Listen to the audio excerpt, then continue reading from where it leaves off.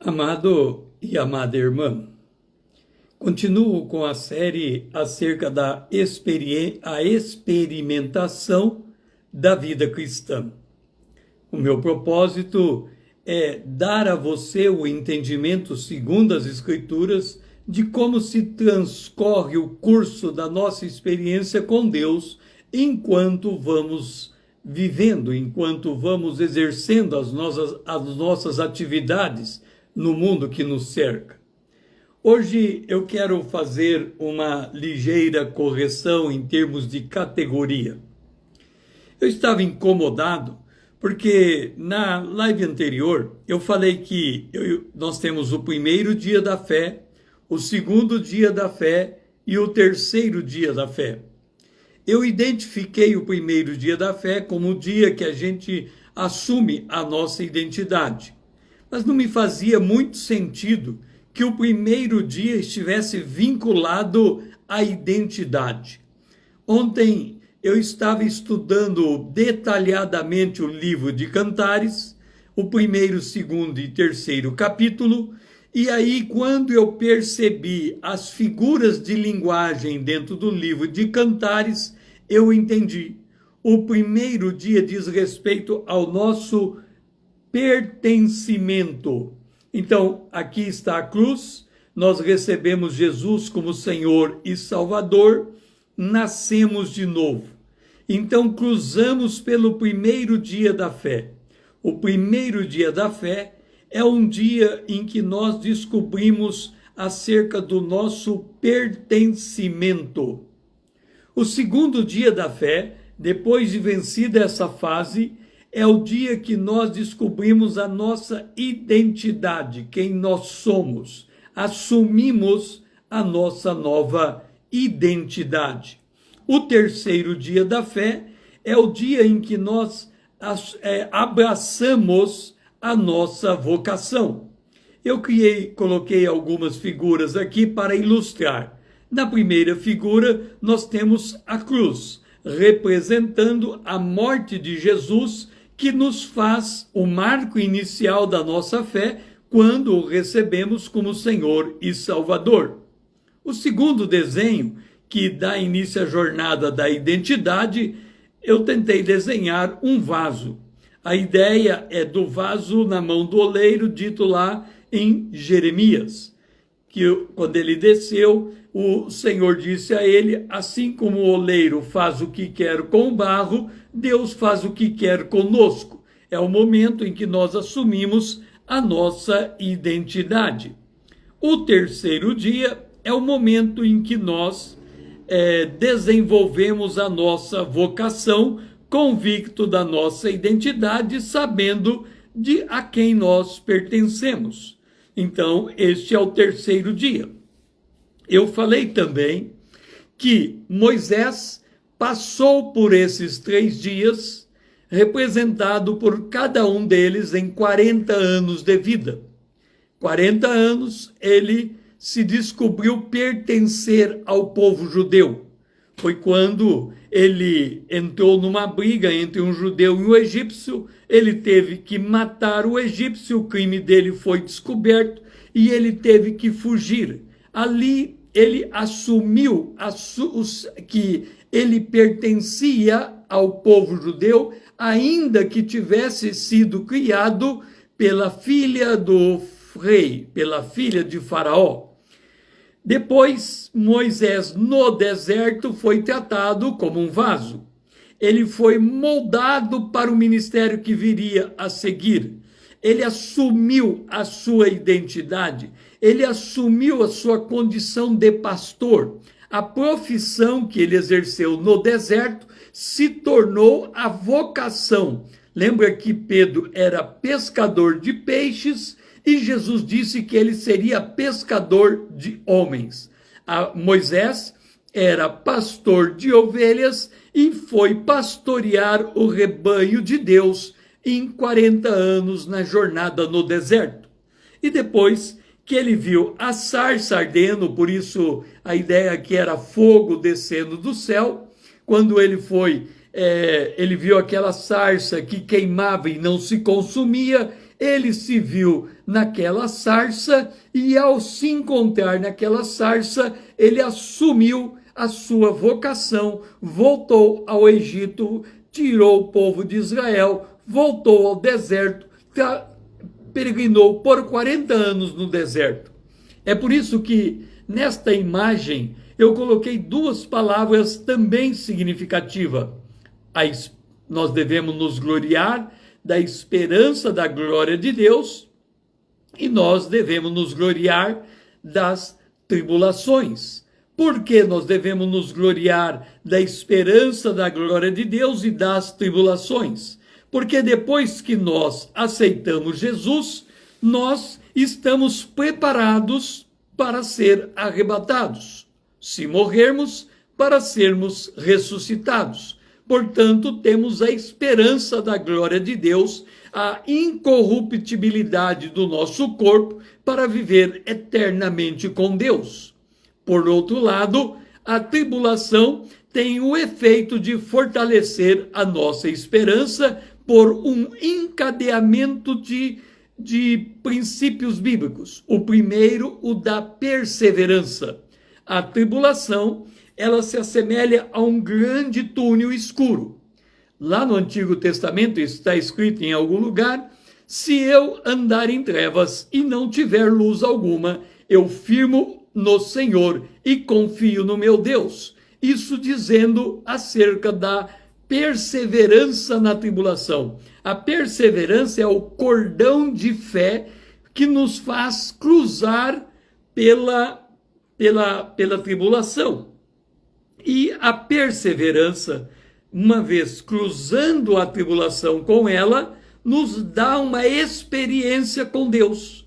Nós aprendemos a sair da tribulação nos termos de Deus, em conformidade com a palavra de Deus, aplicando aquele verso: lâmpada para os meus pés é a tua palavra, e luz para o meu caminho. Então, por eu andar nessa tribulação de forma perseverante, no exercício da minha fé, no exercício da sua fé, porque o justo viverá da fé, ao sair do outro lado, você sai com uma experiência com Deus. E a experiência, por sua vez, retroalimenta a esperança da glória de Deus, porque você sabe que o Deus que vai te salvar no futuro, ou seja, depois da morte, ele te ressuscita, ou na hora que tocar a trombeta, ele te arrebata, é o mesmo Deus que te dá livramentos no seu cotidiano. Eu também disse que a tribulação, ela acontece em qualquer grau de fé. Não existe em qualquer grau, vou me expressar melhor. A tribulação se dá em qualquer escala do crescimento. Deixe-me explicar. Nós temos o primeiro dia, o segundo dia e o terceiro dia. No primeiro dia, nós temos a noção de pertencimento e o apóstolo João nos chama, se estamos no primeiro dia, de filhos. Eu vos escrevo, filhos. É assim que ele se dirige àqueles que estão no primeiro dia. No segundo dia, João escreve àqueles que estão nesse momento de assumir a sua identidade na condição de jovens. Os jovens é aquela faixa etária que não é nem criança e nem é adulto, ele está saindo daquele momento em que ele só tinha o pertencimento para assumir a sua identidade, para assumir depois a sua vocação. Então ele está numa fase de transição. Esse é o jovem. E o último, quando ele chega na maturidade, ele é como pai. E João escreve: eu vos escrevo pais. Então, pais, nesse sentido, é aqueles que alcançaram a maturidade. Eu já lhe disse que Paulo passou pelo primeiro dia, levando 4 anos de jornada. Ele passou pelo segundo dia, levando 10 anos de jornada, de forma que quando ele começou o terceiro dia, ele já tinha 14 anos de fé. Ele foi chamado para pregar na igreja de Antioquia, estando ele em Tarso, que era a sua cidade natal, já passando 14 anos desde a sua conversão. Por outro lado, Moisés, 40 anos no primeiro dia, 80 anos chegando no segundo dia e iniciando o terceiro dia com 80 anos e morrendo com 120 anos. Portanto, a vida dele, o tempo dele de ministério no terceiro dia foi 120 anos.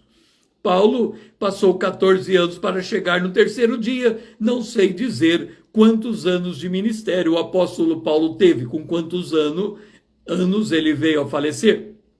Por outro lado, eu, na minha experiência, levei 17 anos para cruzar o primeiro dia, 27 anos para cruzar o segundo dia, e posso dizer que eu entrei no terceiro dia. Mas eu quero chamar a atenção de algo extremamente surpreendente. Quando eu aponto para você que nós temos que cruzar pelo primeiro, segundo e o terceiro dia, você pode pensar assim: a vida cristã, ela é um crescimento, um programa de crescimento.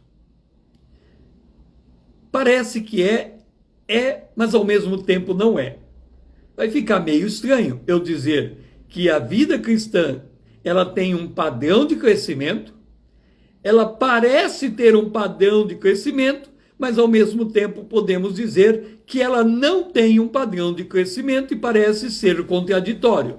Porque vamos encontrar na palavra de Deus tanto prova e fundamento de que nós crescemos na vida cristã, como provas e fundamento que a vida cristã não é um programa de crescimento, mas um programa de despertamento. E eu vou demonstrar por que eu estou dizendo isto. Veja só, se eu estou dizendo que nós temos que passar pelo primeiro, segundo e terceiro dia, e se nós considerarmos dias de 24 horas, nós vamos dizer que, no mínimo, depois que uma pessoa se converte até o momento que ela assume uma vocação, um ministério, ela teria que passar, no mínimo, 3 dias de 24 horas. Claro que eu estou falando hipoteticamente para entendermos o raciocínio. Ele não poderia, no primeiro dia, assumir o ministério. Ele não poderia, no segundo dia, assumir o ministério. Ele teria que esperar 3 dias. Nós já vimos que, individualmente, esse período de tempo varia de 3 anos para Paulo no primeiro dia, 40 anos de Moisés no primeiro dia, de 14 anos para Paulo no segundo dia, a 40 anos para Moisés no terceiro dia, de um tempo indefinido para Paulo no terceiro dia, a 40 anos de exercício de ministério com Moisés no terceiro dia. Agora, eu vou desfazer tudo que eu fiz em cima de um versículo bíblico e eu quero mostrar para você que no primeiro dia, quando você recebe Jesus, você já passou a ter um pertencimento, adquiriu uma identidade e recebeu uma vocação instantaneamente no ato da conversão. E depois eu vou explicar por que se você recebeu tudo pronto instantaneamente no ato da sua conversão, por que você não pode, no mesmo instante que você se converte, ser batizado nas águas, assumir o ministério e estar diante de uma igreja em um mesmo instante? Ouça a palavra de Deus e você vai entender. 2 Pedro, no capítulo 1, a partir do verso 3, nós lemos o seguinte: visto como pelo seu divino poder, esse divino poder é o poder de Deus, visto como pelo divino poder de Deus, ou como pelo seu divino poder, nos têm sido doadas todas as coisas. Então, observa, no instante em que você recebe Jesus Cristo como Salvador, você recebeu um pacote completo. Tudo lhe foi entregue.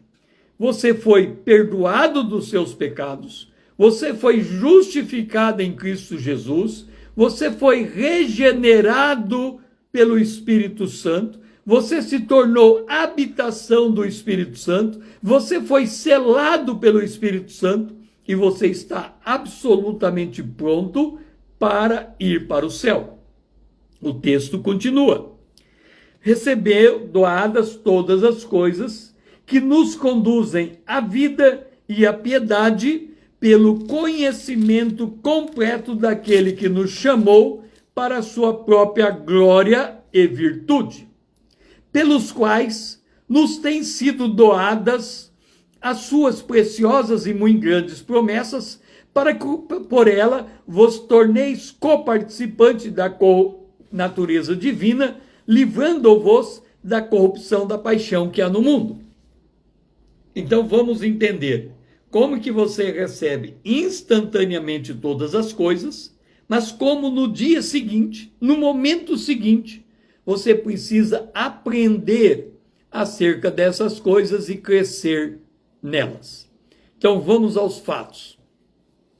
Quando há esse testemunho de pessoas que entram na igreja desconhecendo absolutamente o evangelho, indo por convite de um amigo.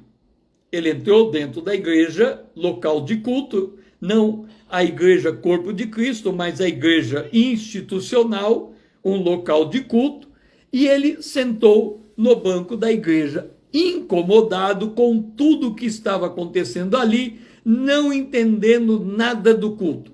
Ele não entendia o porquê do louvor, o porquê do recolhimento de dízimo e de ofertas, ele não entendia o porquê da necessidade de uma pregação, ele estava ali porque um amigo convidou, mas o amigo não lhe instruiu do que estava acontecendo no ambiente de culto. O pastor subiu ao púlpito, tomou a palavra e leu um verso bíblico. Ele leu João 3,16. Deus amou o mundo de tal maneira que deu o seu Filho unigênito para que todo aquele que nele creia não pereça, mas tenha vida eterna. Tendo dito isto, ele pregou 3 mensagens. Deus deu o seu Filho. O seu Filho morreu. Tão logo ele tomou conhecimento daquela mensagem, ele entregou sua vida a Jesus Cristo e nasceu de novo. Ele recebeu todas as coisas instantaneamente que dizem respeito à vida e à piedade. Ele recebeu as coisas, uma nova vida, ele foi justificado, ele foi regenerado, ele recebeu o Espírito Santo, ele foi selado pelo Espírito Santo, ele está pronto para ser arrebatado, ele sente uma grande alegria. Esta alegria faz com que, naquele instante, se ele era adúltero, ele deixa de adulterar, se ele era ladrão, ele deixa de roubar, se ele era assassino, ele deixa de matar, se ele era qualquer uma coisa, ele é alcoólatra, ele deixa de beber, se ele era viciado em drogas, ele deixa de se entregar ao vício. Há uma divisão na vida dele, há uma completa ruptura entre o passado e o futuro. Ele sente que saiu um peso de sobre si.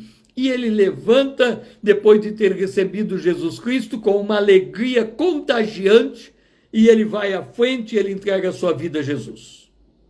O pacote está completo.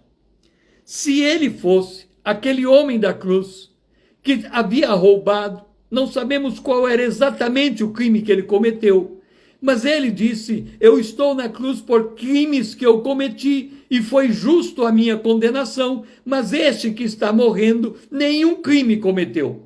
Então ele reconheceu na cruz que Jesus que estava morrendo do seu lado era um homem diferente dele. Ali estava um santo sem pecado e ali estava um pecador perdido. E ali ele entregou sua vida a Jesus Cristo, quando Jesus disse que hoje ainda você estará comigo no paraíso. E aquele instante, ele sentiu a alegria, no instante seguinte ele morreu, e no instante seguinte ele já estava no paraíso com Jesus, conforme Jesus havia lhe prometido. Ou seja, aquele homem não desceu da cruz para fazer boas obras, ele não desceu da cruz para ser batizado nas águas, ele não desceu na cruz para ir para a escola bíblica dominical, ele não fez nada dessas coisas e ainda assim ele estava salvo, absolutamente salvo e preparado para ir para a glória. Ok, este é o caso específico daquele homem. Não é o nosso caso. O nosso caso, retratado naquele que eu disse que chegou no culto, entregou sua vida e sentiu uma grande alegria e teve um divisor de águas.